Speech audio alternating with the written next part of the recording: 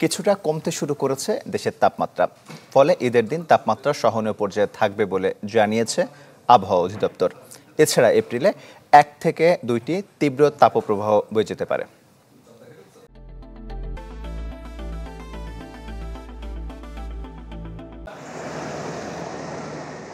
দেশের বিভিন্ন জেলার উপর দিয়ে বয়ে যাচ্ছে তাপপ্রবাহ, কোথাও মৃদু আবার কোথাও বা মাঝারি।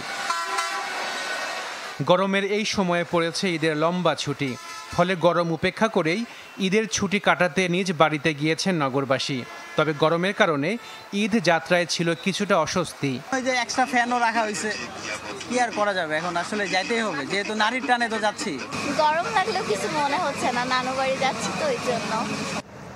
আবহাওয়া অধিদপ্তর বলছে তাপমাত্রা কিছুটা কমতে শুরু করেছে, এতে ঈদের দিন তাপমাত্রা কিছুটা সহনীয় পর্যায়ে থাকবে। তাপমাত্রা গতকালকে যেমন ছিল তার চেয়ে আজকে যেহেতু কম, আগামীকালকে এরকমই থাকবে, অর্থাৎ গতকালকের চেয়ে তাপমাত্রা কিছুটা সহনীয় হবে। তাপপ্রবাহ থাকার সম্ভাবনা রয়েছে, তবে সেটা সহনীয়। আবহাওয়া অধিদপ্তর এপ্রিল মাসের পূর্বাভাসে জানিয়েছে এ সময় স্বাভাবিকের চেয়ে কম বৃষ্টিপাত হবে। 1 থেকে 2টি লঘুচাপ সৃষ্টি হতে পারে, এর মধ্যে একটি ঘূর্ণিঝড়ে রূপ নিতে পারে।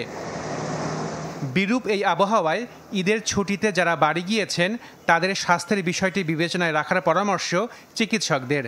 পোলাও, কোরমা, জর্দা, পায়েস, ফিরনি সেটা আমাদের নিজেদের বাড়িতে থাকে, বন্ধু বান্ধব, পাড়া প্রতিবেশীর বাড়িতে থাকে, এবং অনেক সময় আমরা কিন্তু প্রচুর পরিমাণে এই ধরনের গুরুপাচ্য খাবার খেয়ে ফেলি।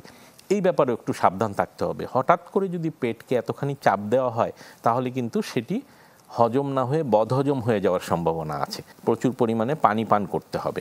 আর আরেকটি কথা, যে আপনি যখন হঠাৎ করেই একটি শহর থেকে গ্রামাঞ্চলে যাবেন, এই যে একটি আবহাওয়ার তারতম্য, এই কারণে কিন্তু অনেক সময় সর্দি, হাঁচি, কাশি এই ধরনের সমস্যাগুলো এসে যেতে পারে। সেই ব্যাপারে সাবধান থাকতে হবে।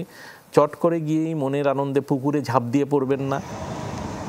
এই গরমে ঈদের লম্বা ছুটিতে খাওয়া দাওয়া এবং চলাফেরা সচেতনভাবে করতে পারলেই ঈদ হবে আনন্দদায়ক এবং স্বস্তিদায়ক। আশাকিন প্রিন্স, চ্যানেল 24, ঢাকা।